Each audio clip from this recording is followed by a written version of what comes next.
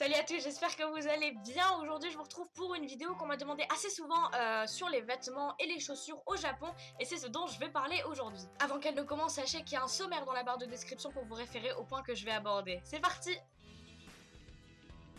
La première question qu'on peut se poser en tant qu'étranger, c'est est-ce que les tailles japonaises sont pareilles que chez nous? Eh bien pas vraiment, parce que la structure du corps japonais est plus petite et plus mince que celle des Européens, du coup les tailles divergent souvent. Alors au Japon, vous trouverez évidemment les mêmes tailles qu'en France, à savoir S, M, L, XL parfois écrit LL et XXL parfois écrit 3L, mais la coupe est souvent différente. Je vous mets tous les tableaux des tailles en barre de description. En plus de ça, les Japonais sont très friands des vêtements à taille unique, donc ce qu'on appelle free size. Il faut y faire très attention parce que la coupe est souvent mal adaptée à nos corps d'Européens, en particulier pour les pantalons. Je connais beaucoup de personnes qui disent acheter une voire deux tailles au-dessus de leur taille occidentale au Japon, mais moi j'ai jamais eu ce problème.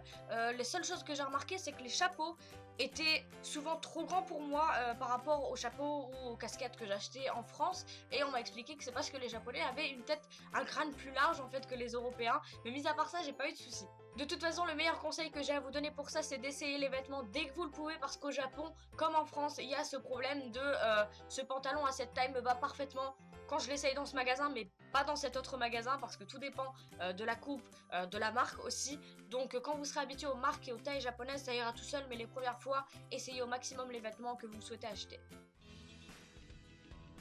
Pour les chaussures, je vous mettrai aussi le tableau des tailles dans la barre de description. Alors dans les boutiques japonaises, on trouve en général du 23 au 28, mais c'est parfois indiqué comme les vêtements, donc S, M ou L.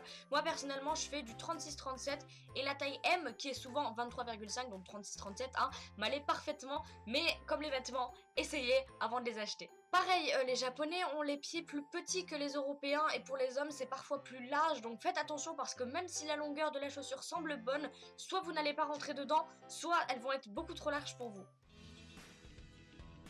Pour ce qui est des marques et des boutiques conseillées, ça dépend évidemment de ce que vous recherchez, mais avant tout, je vous conseille de faire du shopping dans des chaînes de magasins et pas des petites boutiques, parce que ça vous évitera des problèmes de taille. Si vous souhaitez être à la mode avec un petit budget, que vous soyez un homme ou une femme, je vous conseille d'aller chez Uniqlo, JU, Vigo, Hanis ou Shimamura. Si vous avez un plus gros budget et que vous vous en fichez des prix de toute façon, ça va dépendre de votre style. Donc là pour les filles, si vous êtes plutôt street ou rock, je vous conseille des marques comme Spins ou Juetti. Si vous aimez les vêtements plutôt mignons, pastels et féminins, il y a Dazzlin ou Titi & Co. Si vous préférez des pièces un peu plus matures, je vous conseille Maosi ou Lori's Farms ou encore Angolido. Pour les personnes qui veulent des vêtements matures mais qui font quand même japonais dans le style, je vous conseille des marques comme Health Music and Ecology ou encore V-Closet. Quant aux hommes, il y a des marques comme Hare ou Lage Blue qui sont très populaires dernièrement. Évidemment, il y en a encore plein que j'ai pas cités, mais vous pouvez aller les voir vous-même sur des sites comme Fashion Walker ou Runway Store. Si vous êtes vraiment fauché ou que comme moi vous trouvez que les vêtements c'est beaucoup trop cher pour ce que c'est, sachez que le Japon c'est le paradis des friperies. Au Japon, il y a beaucoup plus de friperies qu'en France, c'est beaucoup plus courant d'acheter ses vêtements et ses chaussures d'occasion. Les Japonais, les jeunes Japonais achètent énormément de vêtements et n'en portent pas la moitié. Quand ils s'en lassent, ils les vendent aux friperies ou aux second hand shop, donc les boutiques d'occasion, parce qu'au Japon, il n'y a pas de système comme en France, le système de relais où on peut donner ses vêtements. Quand j'étais à Kobe, il y avait une série de boutiques qui s'appelait Jumble Store, et à Tokyo, je crois qu'il y en a une qui s'appelle Bingo qui fonctionne sur le même principe. La plupart des vêtements sont à moins de 500 yens, et c'est très pratique parce que vous pouvez revendre vos vêtements aussi.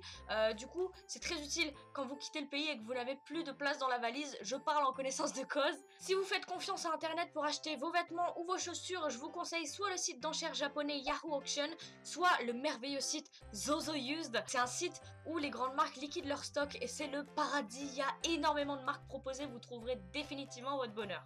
Personnellement, j'ai déjà utilisé les deux et je les utilise encore régulièrement et j'ai jamais eu de soucis sur les vêtements que je reçois. Vérifiez quand même la taille et l'état, enfin la condition du vêtement ou de la pièce ou des chaussures dans les descriptions, mais j'ai jamais eu une mauvaise surprise. Là, je vais vous donner quelques petites astuces pour faire encore plus d'économies sur ce genre de site ou dans les friperies. Certains vêtements sont plus chers selon les saisons. Par exemple, là on est en hiver, donc forcément les manteaux sont plus chers que les robes qui elles sont à moins de 10 €. Autre chose, si vous craquez littéralement pour une paire de chaussures ou certains vêtements mais que vous pouvez pas vous le permettre à l'heure actuelle ou que c'est totalement hors de prix, je vous conseille de regarder ce genre de site quelques mois, voire un an après la sortie de cette pièce en question que vous voulez, parce que vous allez les trouver en général pour beaucoup moins cher. Il y a aussi beaucoup de gens qui m'ont demandé comment commander des vêtements japonais de la France. Je vous conseille d'utiliser des sites proxy, donc des personnes qui commandent pour vous du Japon. Il y a des sites comme From Japan ou Tenso. Je vous mettrai les liens en barre de description. Bien, après ce genre de détails, je vais vous donner des mots de vocabulaire qui, je pense, vous seront utiles quand vous ferez du shopping. Si vous entrez dans une boutique et que vous voyez un coin Autoretto ou Furugi, ça veut dire que c'est des vêtements d'occasion ou des stocks qui ont été invendus, donc n'hésitez pas à y aller parce que c'est souvent beaucoup moins cher. Ensuite, au Japon, ils mettent rarement Dores pour dire robe, ils disent en général One Piece ou Opi sur les sites. Je vais pas vous lister tous les mots pour décrire les vêtements parce qu'en général les japonais utilisent les mots anglais puisque c'est le domaine de la mode, donc il vous suffit d'apprendre vos katakana. Un mot qui peut être utile, retour d'objet, en gros littéralement, donc retour et échange, ça s'appelle hempin kokan. Donc si le vêtement que vous avez pris ou les chaussures que vous avez pris sont trop grandes ou trop petites pour vous, vous pouvez demander un hempin kokan. Malheureusement, la plupart des boutiques au Japon n'acceptent pas les retours ni les échanges, donc il sera soit marqué sur votre ticket, soit le vendeur vous dira hempin kokan o uketsukete imasen. Urikire, c'est le mot important, ça veut dire rupture de stock. Si vous n'arrivez vraiment pas à trouver ce t-shirt dans une certaine taille ou quoi que ce soit et que vous voulez demander au vendeur, il y a une phrase que je vous conseille de retenir, c'est Moskoshi chisai no ookii no michikai no nagai no arimasen ka? Est-ce que vous l'aurez pas en plus grand ou plus petit ou plus court ou plus long? Et quand les vendeurs se sentent obligés de vous dire Nanika o sagashite imasu ka? Est-ce que vous cherchez quelque chose? Vous leur répondez miteiru dake desu. Non, je ne fais que regarder. Voilà, c'est tout pour cette vidéo aujourd'hui. J'espère qu'elle vous aura été utile. Merci à vous de l'avoir regardée. J'espère que vous avez aimé le format.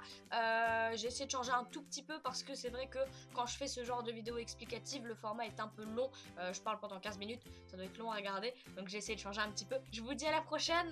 Merci pour vos commentaires, vos partages et vos j'aime. À bientôt.